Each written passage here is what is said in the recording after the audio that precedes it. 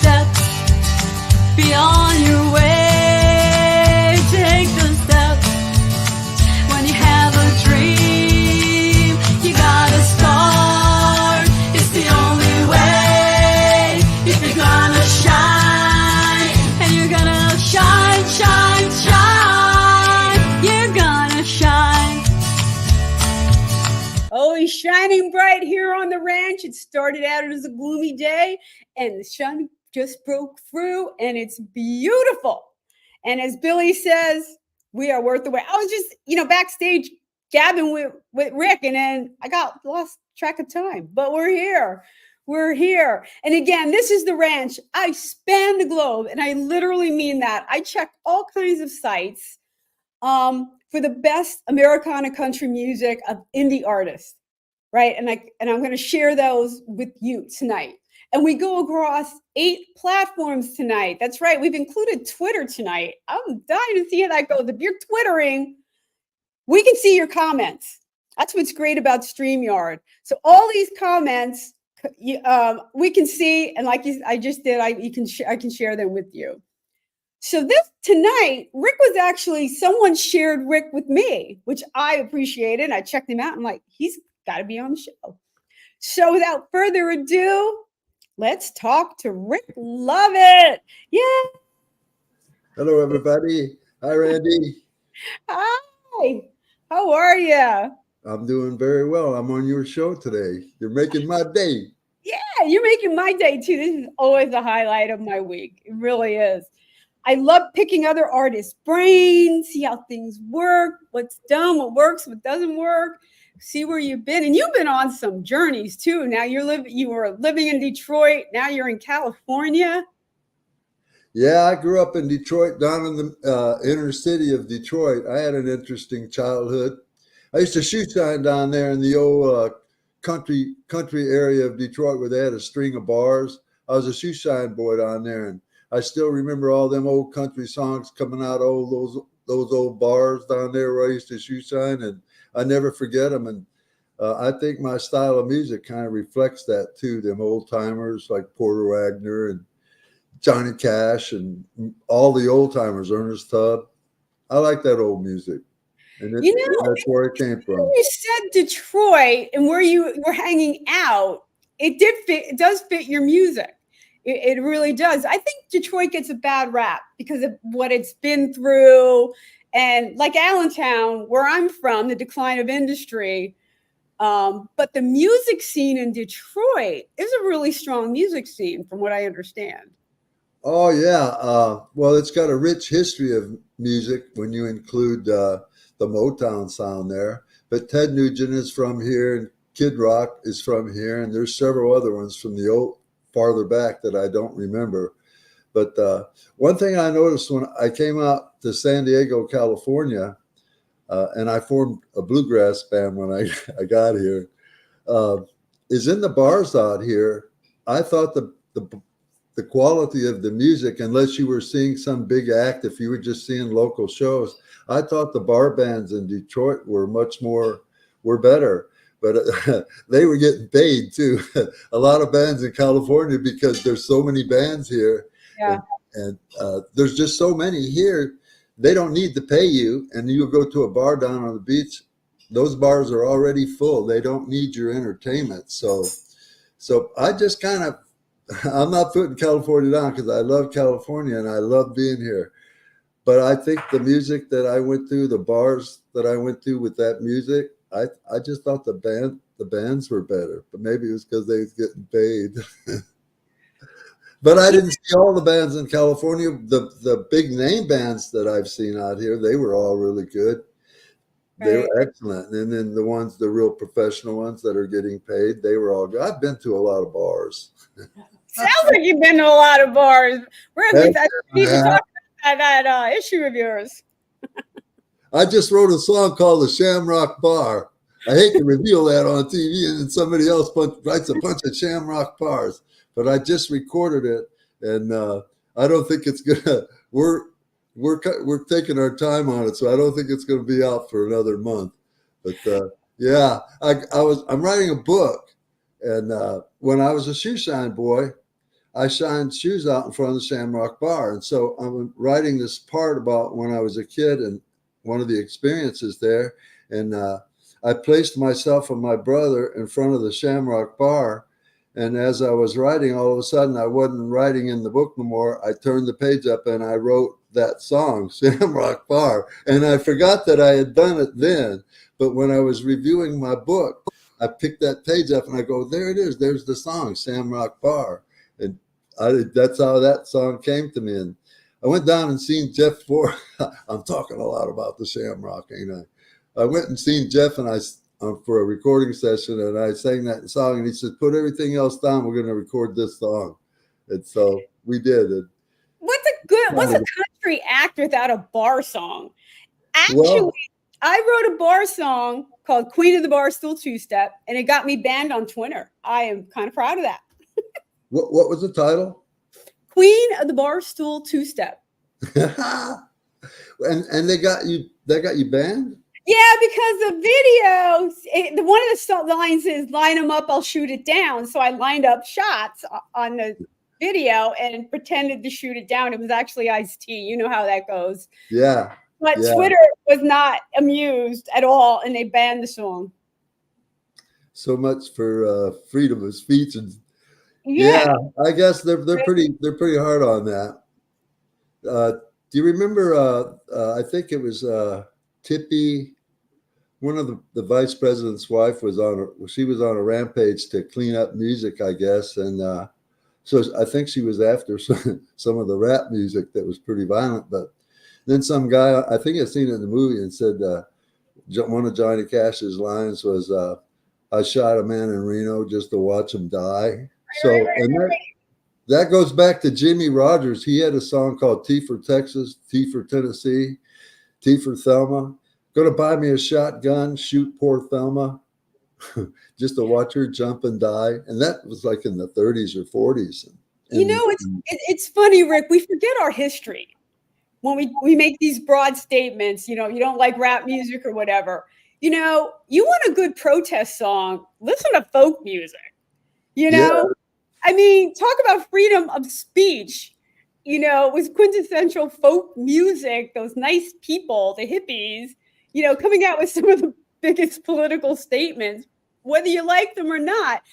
To me, that's music. And if you don't like it, in the words of George Carlin, turn the station. Yeah, I think there was a writer back there, Pete Seeger. Have you ever heard of him? I think he wrote "If I Had a Hammer." He wrote a bunch of those types of songs like that. I liked all that folk music back then. Peter, Paul, and Mary, the Kingston Trio. I liked all that. The harmonies, Rick. Come on, the 3-part harmonies of those bands. Yeah. Sometimes I've been told that I sound like Gordon Lightfoot. I've been told by 4 people that I sound like Gordon Lightfoot. And I took it as a compliment because Gordon Lightfoot was really great, and he was a very accomplished and a very successful person. So to be compared my voice to his voice, I'm happy with that. If I hope I do like 10% as good as Gordon Lightfoot did. I'm a Gordon Lightfoot fan. Yeah, he's a solid songwriter for sure, and he's well produced. Again, the harmonies. He wrote "In the Early Morning Rain," and that was covered by Peter, Paul, and Mary. And if you listen to all those versions, Gordon Lightfoot did the best one. Maybe it was because he wrote it. It just sounds like he's got a lot of heart in that song. I love that song. That's my favorite Gordon Lightfoot song. Oh, it's definitely good. It's a good song. Good song. But Peter, Paul, and Mary, all of them. I hang along with a lot of folkies out here. I have a lot of respect. To write simply is very hard, because there's no room for mistakes like when you play, when you have stripped down productions and things like that. Yeah. So I made a lot of mistakes when I was playing live. When I was in a band with a loud drummer. I know that's the beauty of it. A lot of folk music don't use drums. They didn't even like electric guitars to start, but I like a good drummer and a good rhythm section. And, you know, once you sit in the pocket, yeah, a few mistakes here and there, just, you know, sing loud, play soft, you know. After a couple of sets, when you had a couple of beers and everybody else has a couple of beers, then you start sounding better. When I So was in the bluegrass band, we didn't have a drummer either, and at that point, I didn't want a drummer no more because I still have the tinnitus in my ears. I got the ringing from when I played rock and roll. I had a real heavy drummer that I played. He was my friend, and we played together for years. But my ears are still ringing from it. So when we're in the bluegrass, I don't think bluegrass bands have drummers anyways. So, and we didn't have a real good sound system, so we were having problems. Those bars were so packed. We were having problems getting our sound out there without it screeching. So, well, Billy, we have some people watching, and they agree that you sound like Gordon Lightfoot. And Copy Guy says go back to the 20s and 30s in some of them music and films. And today's ratings, they probably wouldn't even they'd be censored probably. And he also believes it's great to be inspired by amazing songwriters, singers, players, always heartfelt, which I agree with. I agree with 100% on that. I like Gordon Lightfoot a lot. Yeah. And I think we do that. Well, let's talk about your songwriting process. I know I do that. I get inspired by different songwriters and writing in different styles, you know, because you don't want the same feel for your entire album, right? Oh, right. I got a song out there called Sweet, Sweet Love. And when I'm out drinking my beer and listening to my song list, my favorite song changes a lot. And for quite a bit there, it was Cry to Me by Solomon Burt. He covered it. It was an Otis Redding song. And so that I was so into that song. He starts, and a lot of people are, he starts off going, when your baby leaves you all alone. So I just got that feeling. I'm from Detroit, and I like to say I got a little Motown influence in me. So my song, it just went like this. I've been thinking about my baby ever since she's been gone. And then when I put the bass line in it, it sounded like a Motown bass line. And I'm very inspired by those old bass lines from Motown. And that song turned out to be sort of, I don't know, it's not old country, it's not new country, and it's not country rock. I don't know, it's Rick Lovett doing country, but it's got maybe a little bit of a Motown thing, and I hope it does. You got a little bit of honky tonk. Well, let's talk about your song, Guitar Song, which we're going to listen to in a couple seconds here. Talk to me about Guitar Song, quintessential country guitar song. Well, that song does have, when I wrote that song, it's got a little bit of a macabre story behind it. Many years ago, I grew up in a rough part of Detroit, and my cousin, he was playing in a bar down in Detroit, and he called me up one night. He says, "Why don't you come on down here and play with me and the boys?" And he was hanging around with more rowdy guys than I was hanging around with. And I said, "No, I don't think I can do that, Paul." And he said, "Come on, Ricky, you can play on Friday and Saturday night." Well, a couple of weeks later, my cousin Paul got himself killed violently. He got into an argument. Yeah, he got himself killed. Somebody hit him with an axe, and I heard, and nobody went to jail. But anyways, so I was on my way to band practice, and I'd seen a guy that had hit a tree, and they had him laid out on the street there with one of those yellow plastic bags covering him, and that bag was flapping in the wind, and this was in San Diego. And so I felt bad, and I thought, boy, this is really tragic. And when that thought came, I thought of Paul, because he got killed so tragically. And then when I thought of Paul on my way to band practice, that song came to me.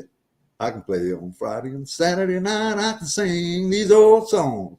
So I wrote that song completely on the way to band practice after thinking about the tragedy of my cousin Paul.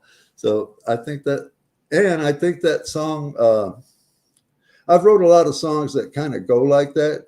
Folks out there might be surprised how bluegrass songs and rock songs kind of, if you get them going and you're just rolling, it's the same. It's pretty much the same thing. When I used to play bars, I don't care what song we played a lot, mostly rock and roll, But the song that would really get them up was Cadillac Ranch by Bruce Springsteen. And that song, so then I just jump into that G and just go to it. And so I've written a lot of songs that just jump off in that G. So Guitar Song was just that. I can play on Friday and Saturday night. I can sing these old songs. And I'm just ripping up that G, just like in the same tradition that Bruce Springsteen did and that I've done in several other songs. And many artists have went down that road. And so if you write some cool words to a base of music that works, that music works. I know it does because I've played it's not that particular lyrics, but that groove, getting it on, people get up and start dancing. So when I kind of knew that the music would work, but I didn't know if this is the guitar song. People might be expecting Stairway to Heaven or Blue Sky or something like that. But this song, I just think rips it up as an old time basic rock and roll song. And it does have some great guitar work on it. I owe all of that song to the guitar work that Russell Hayden in Nashville, Tennessee played the steel guitar and the slide guitar. I mean, he's just amazing. And then Trevor C. Edwards, he's from San Diego. He played the other guitar on it. And I played an acoustic guitar on it. And they just ripped it up and they did a very basic, really cool sound for that song. They didn't overstep it and try to get too fancy. They just jumped right into the rawness of it. And I'm really surprised that song is doing so well. And I'm getting a lot of streams now from all over the world. And that song, sometimes it's first, and it's always in the top 4 of my songs. And I'm really happy with that. I think that's a pretty cool song. And if I was in a bar, I'd love to play that song. All right, let's listen to the Guitar Song.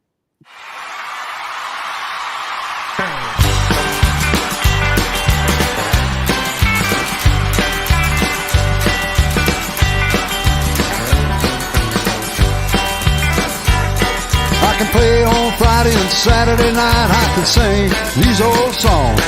I don't give a rip if the words ain't right. I'm having some fun tonight. Don't worry for a minute, old faithful fan. If I get into a jam, I drink some beer and fake some words till the song comes to an end. 'Cause I've been playing this guitar all night long. Everybody dancing on the floor is what keeps me hanging on.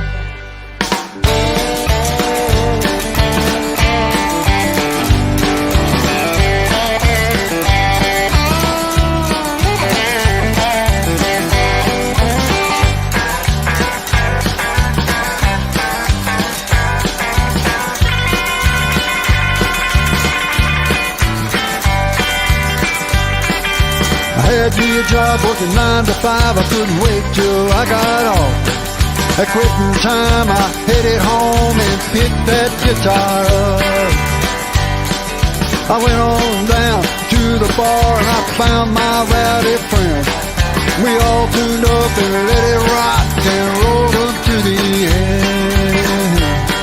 'Cause I've been playing this guitar all night long. Everybody dancing on the floor is what keeps me hanging on.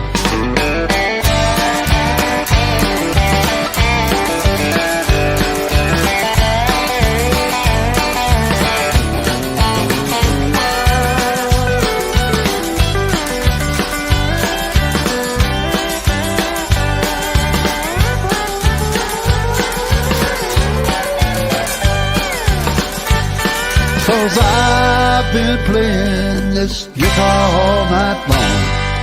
Everybody dancing on the floor is what keeps me hanging on. And the bartender said, we're gonna shut you down.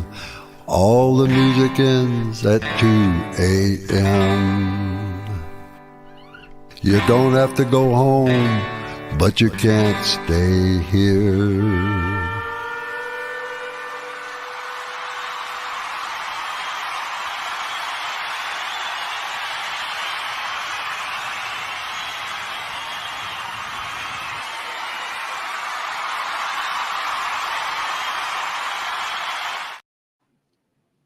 Thank you All very right. much.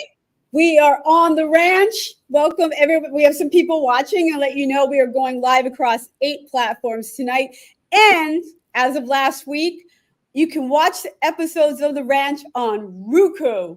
So I am so thrilled to be a real television show, which I'm really thrilled about.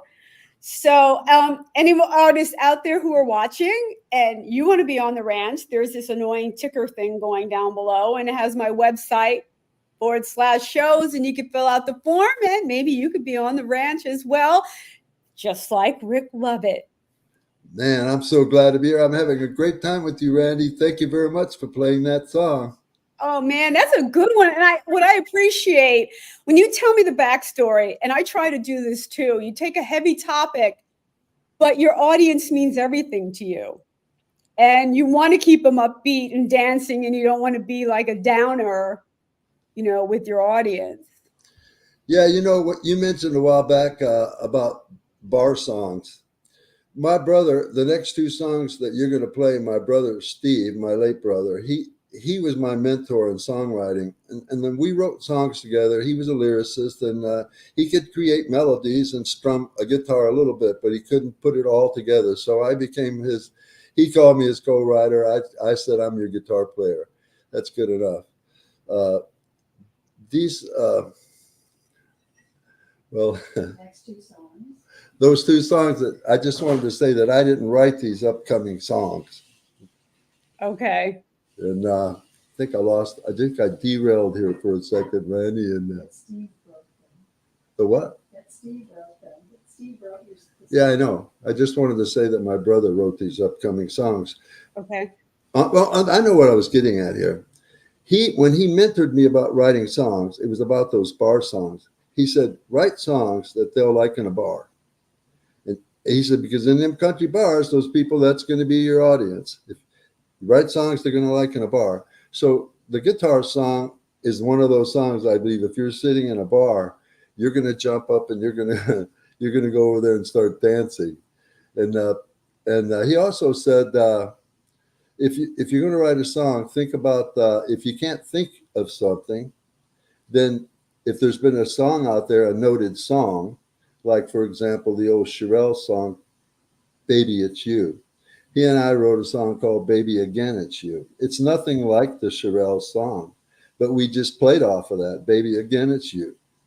And I just wanted to mention that, talking about bar songs. If you're writing songs out there, write songs that they'll like in a bar. If you're writing country songs, then you're kind of on your way. And I hear a lot of this modern country music talking about drinking beer and being at the bar and drinking some whiskey and stuff. And that's why. Yeah, I would strongly recommend if you're writing, because most of us wind up in bars, wineries. We have some breweries out here, and listen to what they're dancing to. That's kind of, changed a little bit in the modern country, the 2-stepping, the line dancing, and things like that. It's not that hard to put that type of beat behind some lyrics. In the guitar song, back when I was playing with the High Grass Rollers in San Diego, I was usually the front man for the bands that I've been in. I guess I'm a good BSer. And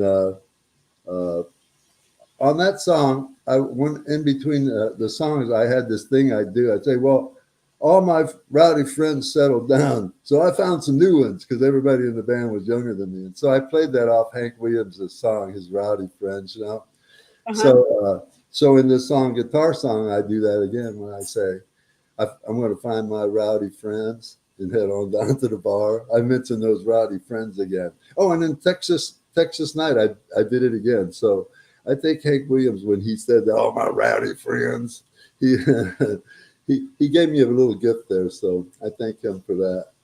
All my rowdy friends. And you're like, have settled down too, and I had to get some more new ones.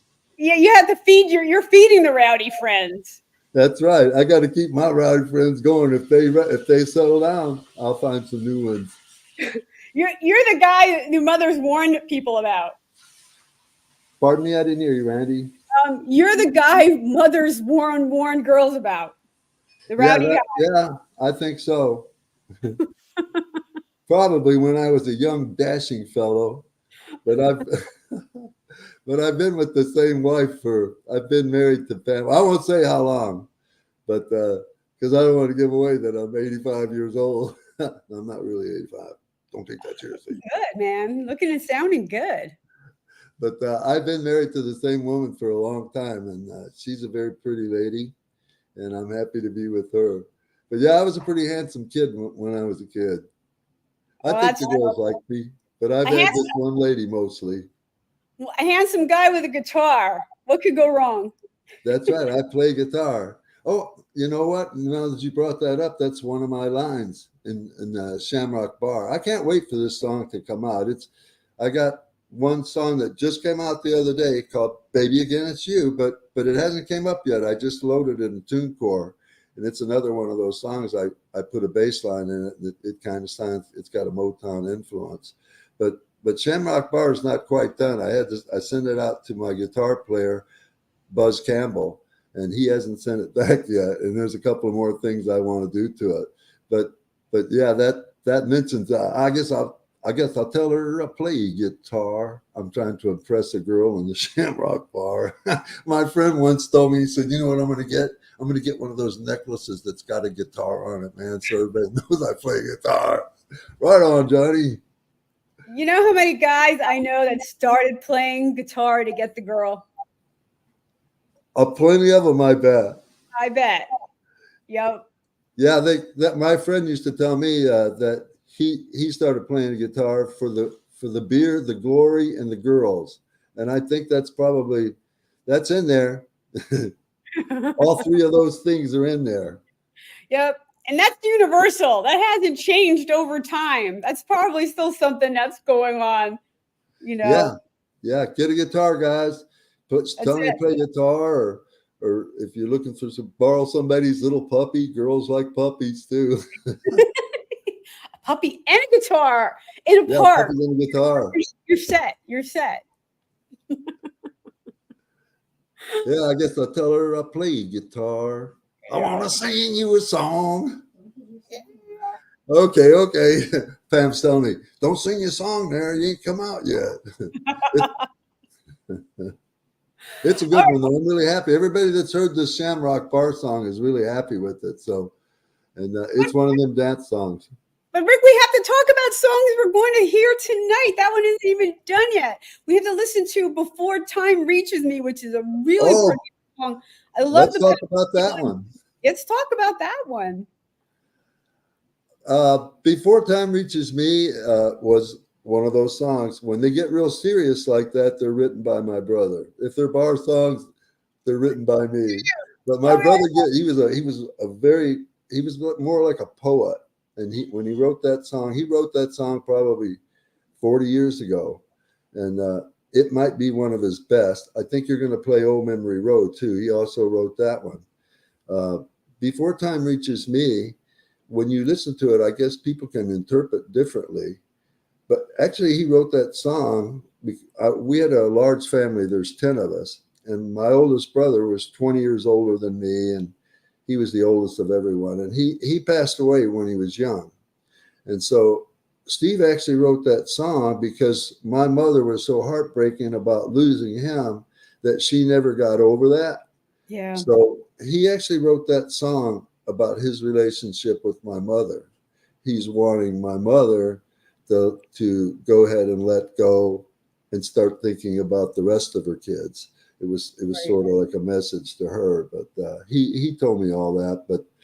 And then he said, well, it's okay. People want to think it's about a guy that's trying to get a girlfriend or his wife to forget either a soldier who's passed away or somebody who's died or something, to get over it and move on with him.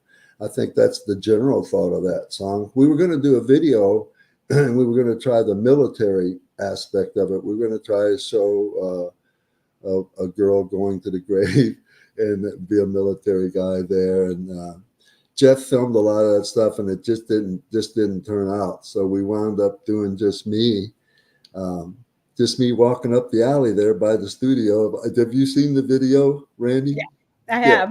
Yeah. That part where I'm just, I'm just walking up the alley there with Jeff filming me. And I don't know if they're in it, but our Jeff's studio is in like an industrial street. There's a welding shop down up not far up from it. And some of the guys were out there welding and watching us do that.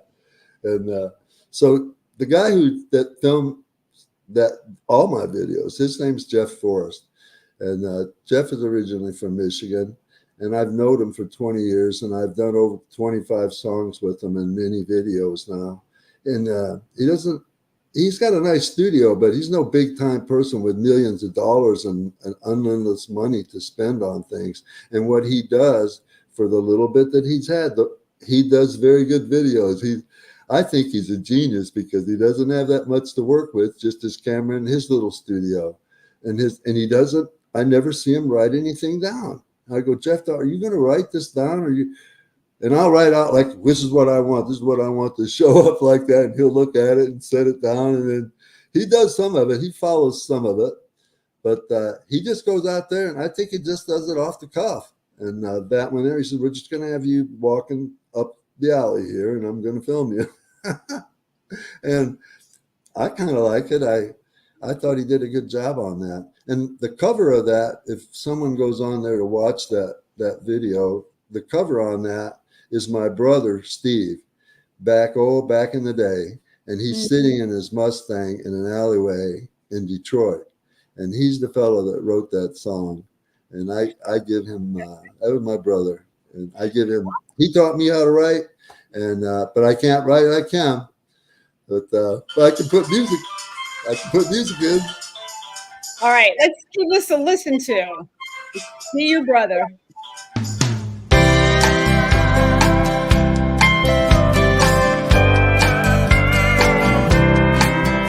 I'd like to walk on his mountain, stepping in his tracks. But it was he there, not I, when you crowned him, and it wouldn't bring him back. All the stories I have heard, his sword was covered with jewels, and he must have been something dear. He was full of love for you. Let the silver streams wash his tracks down the mountain to the sea, for he is gone to a place as big, and now it's you and me. I don't like his shadow, oh my darling, set it free. Give me his velvet moment before time reaches me.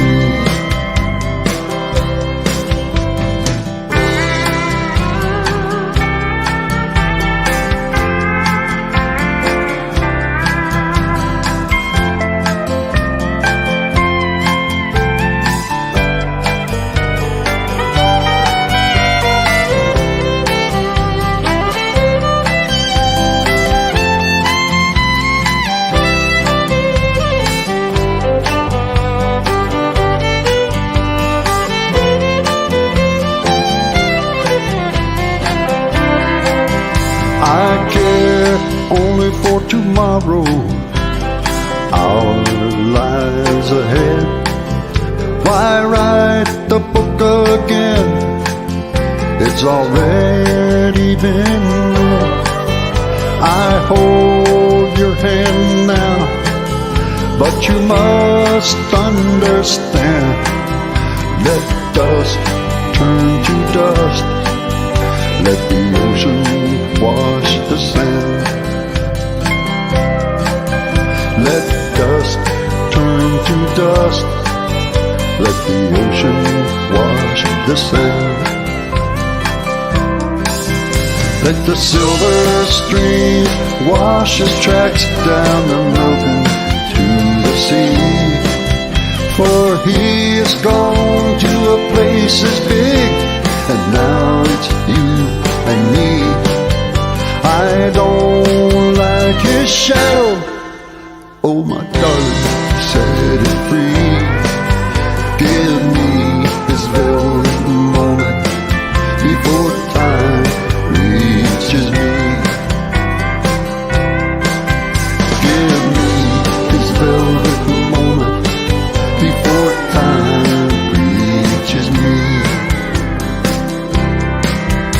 let them wash 'em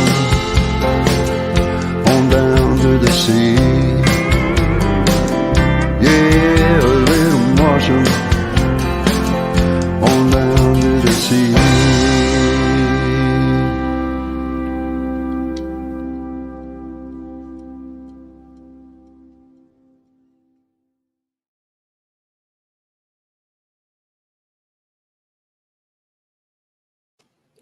All Thank you right. very much. Oh, thank you, Rick, for sharing your music with us tonight, spending your time and joining me on the ranch, where we are live again across 8 platforms tonight. And Copy Guy loves this. Again, for all of you watching, this is interactive. So you make some comments and we get to see them here. And I agree that it's, I really do like this song. It's authentic. And I'm actually glad you did the video the way you did it, because it lets people interpret what, you know, because everyone has had loss and can identify in some level with that. So. With that song, that was one of his really great songs. And when I knew I was going to do it sometime in my life, because that's one of it probably is my favorite song. And so when he presented the words and he was going through it with it, I put arranged the guitar work on it and stuff. So that was and he liked to watch me sing that song more than me play the guitar and him sing it. He actually liked me to perform that in front of him. And they say imitation is the greatest form of flattery. So in the studio, when I recorded that song, I wanted to talk about the people that are on it, because I owe so much to them. The guy that played the steel guitar on it, again, was Russell Hayden from Nashville, Tennessee. And he played that so beautiful. It sounds like there's an orchestra or something backing me up. He even makes it sound like I've got this beautiful set of ladies singing behind me or something. It's just an extraordinary piece of work that Russell did. And then the violin player, that I like to call her a violin player, her name's Alicia Previn. She's Andre Previn's daughter. Andre Previn is a famed pianist, 6-time Oscar winner, as a matter of fact. And Alicia, I got to meet her, and I watched her do 6 songs, and 3 of the songs she had practiced, and this was one of them. But she did it in 3 hours, and I was totally amazed at her talent. And so I think that those two, and Jeff, of course, he played the piano and the drums and the bass. Jeff Forth does so much for me. I owe so much to all these people on this particular song. Really, on all of them. But she really played that fiddle on there, or the violin, say, and beautifully. She's really good. If you should tune her in sometime. She reminds me of Electric Light Orchestra, and I've seen them 3 times way back in the day. And she plays them live. She plays a lot of their songs. And I think on the songs that she played for me, you can hear that. If you got the ear for it, you can hear that Electric Light Orchestra influence in her fiddle playing. And she's really super good and super trained at it, and a very professional and a very friendly person too. And I owe her a lot, and I owe them all a lot for making this song really good. It turned out better than I ever thought it would. I just love all those people, and I want to thank them very much. You know, there's something to be said for writing a song, letting it live for a while, and then coming back to it years later and then taking it back into the studio. Yeah, that's exactly what's happened here with me. An advantage that I have on a lot of these young songwriters is that I've got so many songs that I've written down through the years with my brother. I'm kind of bottlenecked on them, and most of the songs I'm revisiting them. But lately I've been writing a lot of new songs that I've recorded, and I'm very happy with them too, because I haven't lost my touch. And yeah, revisiting the old days and playing those old songs. And I've got, oh man, I got a couple of lined up. I got about 6 songs. Buck Owen said, you got to get all your ducks lined up. And I got 6 more songs that right in my mind. And I like to take my time with them. And but they're already written. And a couple of them just need to be tidied up a little bit. And they're all really good songs, because either I wrote them or one of my brothers wrote them, or Steve helped write them. Sometimes we co-wrote them, and he was such a good writer. I'm very proud, and I have a lot of confidence that these songs are going to do well. And that particular song there now has risen to the top for me. It started off with "I Ain't Got the Money," which I wrote, and that song really charged out of the gate and did real well for me. And it's still the number one song for me. But over the last 2 months, "Before Time Reaches Me" has become my number one song. And I don't know what genre that song is, and I don't know that it fits. I don't think it fits modern country music. It doesn't fit pop. It doesn't fit rock. I don't even know. See it sitting country Americana. I definitely see that. Americana. Yeah, I definitely do. I definitely do. And it's a beautiful song, so I was happy to do it, and I think it rose to the top with my songs. And I think if the public hear it, they'll hear the value of that song, the deep words that my brother wrote, and the beautiful music that Jeff and all of us made in there, especially Russell Hayden with that steel guitar. You listening, Russell? Watch the show, Russell. If you're listening out there, we'd love to hear from you. Tell us where you're watching from. I always like to know where our audience is sitting. And our last song that we're going to be playing, and again, what's a country band without a song about a country road, a memory road? Yes, "Old Memory Road." That's another one of those songs that he wrote, Steve. Beautiful song. I just love this song, "Old Memory Road," and I love practicing it here and putting it together. And I loved watching him sing that song too. We played so many songs together. And "Old Memory Road," sometimes I think he was writing it about me and him, because one night in Detroit, we lived down in an industrial area, and he lived a couple of blocks from me, and it was raining really hard, and it was slushy rain because it was a late fall, and so the rain was slush, and he looked over at me and he said, "Let's remember this night when it's raining for the rest of our lives, all right?" And just walking in the rain together, and because it was dark and it was late, and we were walking. Many times me and him worked at Fleetwood's together, and we would walk home at night because our old cars wouldn't start. So 3 or 4 times we had to walk home and stuff like that. So when he wrote that part of it was a walk in the rain. It was a walk in the rain. I think he was throwing a little bit of them walks in the rain there that me and him. That "Old Memory Road," I really, the way he wrote that song, it's amazing. He was just, I think the world has lost a little bit of something for not knowing that how great a writer that Steve Lovett was. He started doing that when he was real young, and he did it for many years. And he was in the Lovett Brothers band with me, and he was really good. He could do cover songs. He did them really good too. He could do Jay Giles, and he did them really good too. But he didn't like to do it. He only wanted to write songs, and he didn't like. I don't know if he liked playing in bars either, but he quit the band, says, "I'm not going to do that anymore." And you're abandoning me, man? Because I needed him to be out there singing them songs. Right. And so once he left, we couldn't do the originals no more because we didn't have him. And so we just did cover tunes and became a bar band. And me and him never quit writing songs together. We always wrote songs, and we were always friends like that. But he just didn't want to do cover tunes. It just wasn't his thing. And he had all the ability to do it. He had charisma. He had a lot better voice than me. And he was he was a great music person, my brother was. I'm very proud of him. And well, I'm jealous. He didn't want to cover no tunes, though. I know, but I'm jealous that you grew up in a musical family where it was encouraged. Your brothers were playing together. Yeah, the interesting thing is that with our band, nobody took lessons. I think Steve may have taken some guitar lessons a couple of years before I started playing guitar, but he really didn't stick with it. Nobody took lessons. There was me and him and my other brother Ray. He played bass guitar, and he writes songs too, and he could play guitar.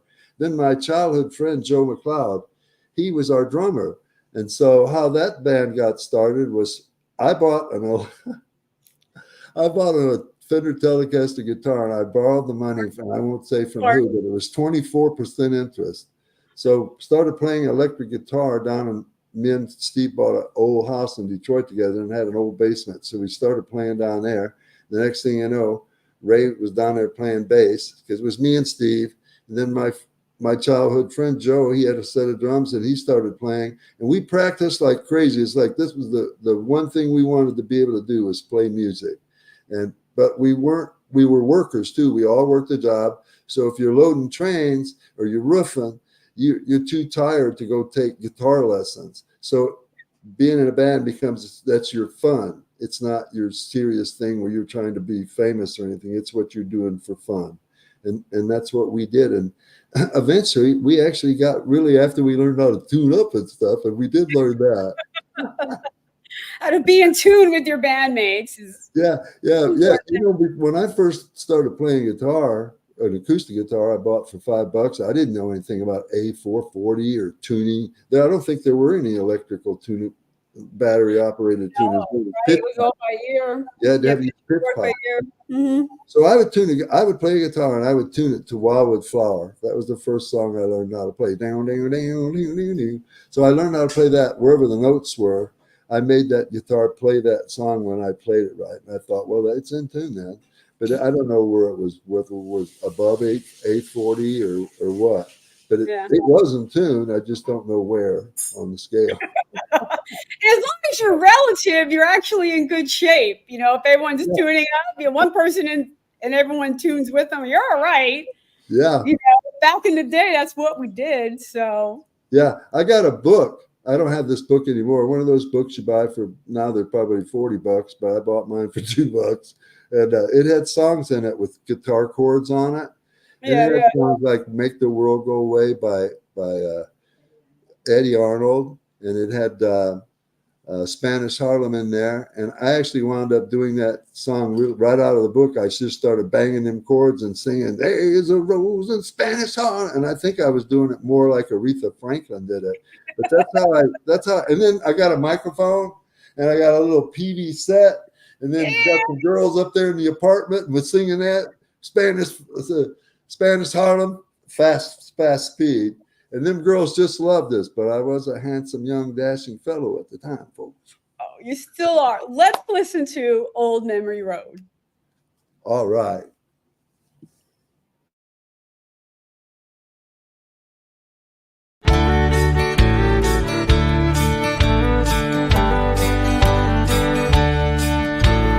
No one likes to go down old memory road the way that I do. So I sat myself down and I wrote me a song, gonna send it to you. I've been out all around the world. I played the daring game. I'm sorry I was gone for a while. It was a walk in the rain.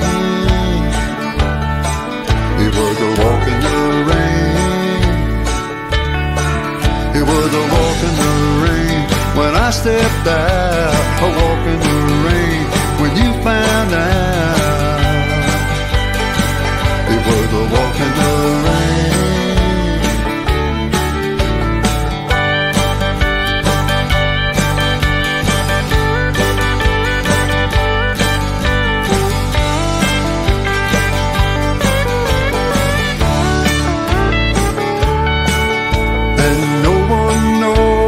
Traveler knows till he goes down that road, and no one knows what an old sailor knows till he rides on that wave. I've been out all around the world. I've played the daring game. I'm sorry I was gone for a while. It was a walk in the rain. No one likes to go down old memory road the way that I do. So I sat myself down and I wrote song. Gonna send it to you, and it's all about you, and it's all about you, and it's all about you.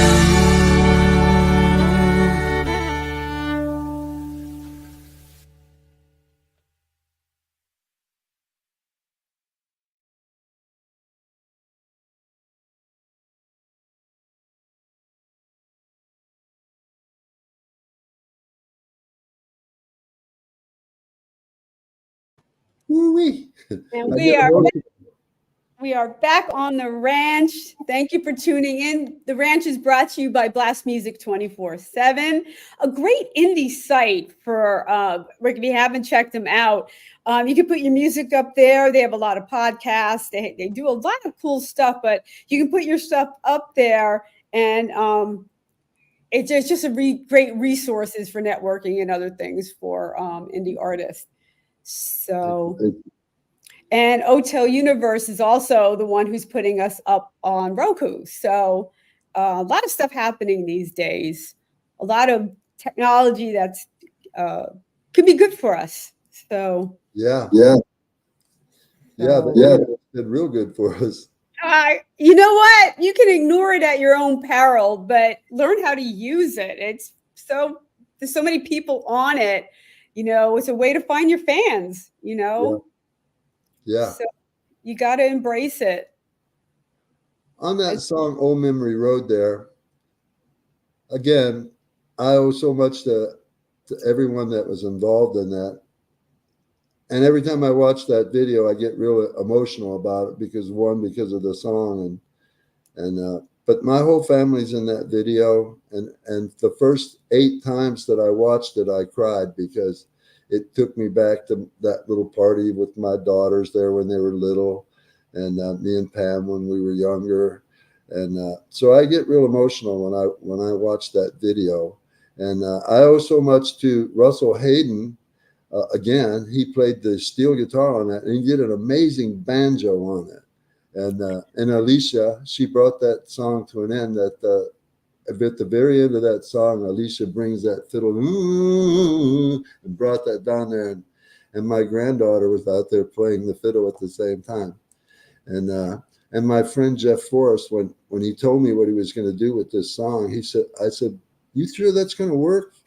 And he said, "Yeah, I'm coming up to your house." He said, "I'm doing this as a tribute to your family." And he said, "Jeff, are you listening? You're a genius and you're brilliant. I love you, man." He did so much on that video with so little that he had, and he made it so good that was at my house. And the desert part is just about 2 blocks from me is the desert. So me and him went up there, and he filmed me walking there with that guitar case. And I never have an inkling like what it's going to turn out to be, but Jeff and all of those people gave me a gift there with that video there that I love so much. And it is really sweet. that's number 2. That's the top. The cream rises to the top. I don't know what. I guess it's Americana, old time country Americana. Yeah, I would say that. With some Gordon Lightfoot connotations. Well, I have to tell you, our people watching tonight, Billy really loves your story, and I love listening to the backstory of everything and where you've come from, and how it really shines through in your music. It's just an amazing journey. Thank you very much, Randie. I've enjoyed being with you. This has really been fun for me. I'm sincere. I'm telling you. About it. I was on the Randie O'Neal show. Rick, I could talk with you all night. We're running. We only have 5 minutes left. Oh my goodness. Where can people find you? Well, they can find me on Facebook. They can find me on Instagram. They can get all my songs are on YouTube. All my videos are on YouTube. And on May 18th, I think, ricklovettmusic.com is going to come up. And we're going to talk about, I don't know exactly what I'm going to do there except talk about the music and present my songs. But I'm a writer too. I'm an amateur writer. I haven't published anything but I'm close. And I like to write short stories, and I got some short stories that are going to appear there. And I'm going to do some excerpts out of my book too. I'm writing a book, and I'm almost done with it, 80% done with it. And that's going to be on there. So ricklovettmusic.com as of May 18th. Oh, brand new website. That's very exciting. Brand new. Yeah, I've never had, well, I did have a website many years ago. The High Grass Rollers had a website, but my friend who's passed away, like most of them have, he ran that website for me. And it was a really neat website too. And then once the High Grass Rollers were broke up, then we didn't have it no more. Oh, Website.com's coming up. yeah, websites have come a long way and they're a lot more user friendly now. Websites, it's easier for us laymen to keep up on our own website these days.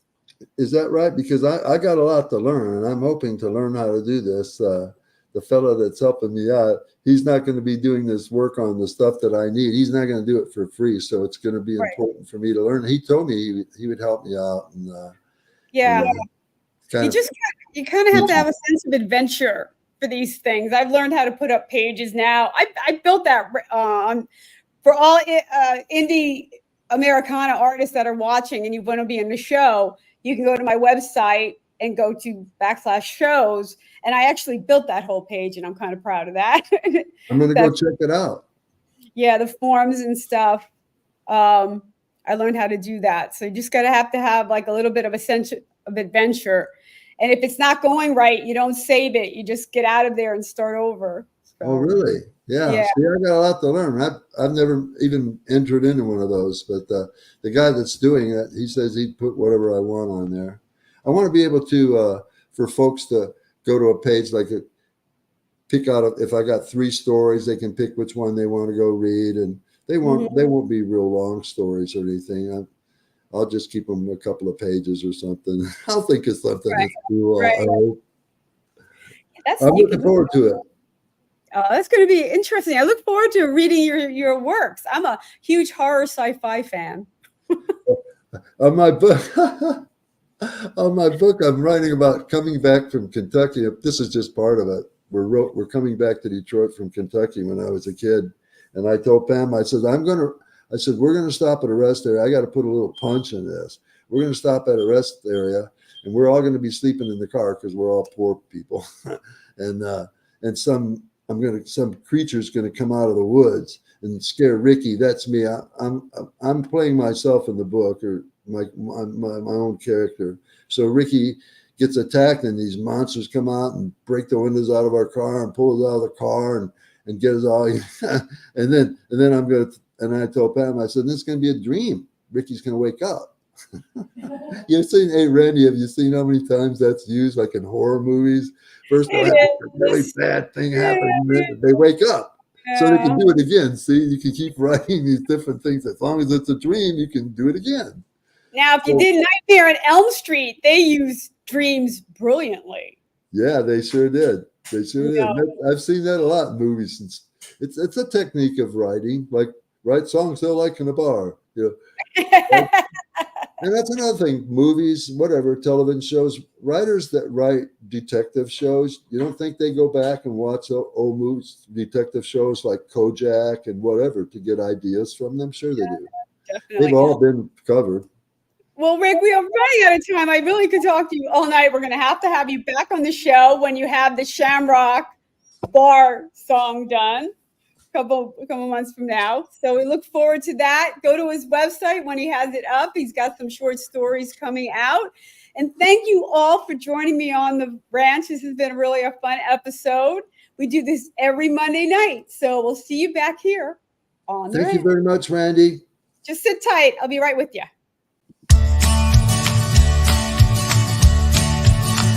I'm on the road. Don't know where it goes. I'm on a road. Follow your heart. It won't let you down. Follow your heart. Take the